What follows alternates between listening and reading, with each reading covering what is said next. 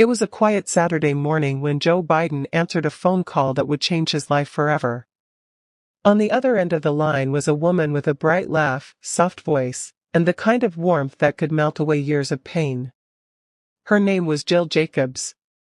Joe didn't know it then, but this was the moment his broken heart would begin to heal. Just a few years earlier, Joe Biden's life had fallen apart in the most unimaginable way. In 1972, only weeks after winning his first Senate election, his wife Nylia and their baby daughter Naomi were killed in a tragic car accident. His two young sons, Beau and Hunter, were left badly injured. Joe was only 30 years old, one of the youngest senators in American history, yet he was ready to give it all up. He even thought about resigning from the Senate to stay with his boys. He spent his nights sitting beside their hospital beds, whispering to them that everything would somehow be okay, even though he didn't believe it himself. For years, Joe raised his sons as a single father, traveling every day by train from Delaware to Washington so he could tuck them into bed each night. But inside, his world was empty. Then came that phone call. It wasn't political, it wasn't planned, it was simply life giving him one more chance at happiness.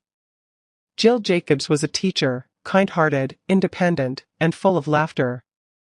When Joe met her in person, she wasn't impressed by the powerful senator. She saw a man trying to hold his family together. And that was exactly what she respected most about him. Their first date was to see a movie called A Man and a Woman. Joe wore a suit, Jill wore jeans, and from that moment, something clicked. Still, Joe was cautious. He had already lost so much, he couldn't risk his boys' hearts breaking again if things didn't work out. But Jill didn't walk away.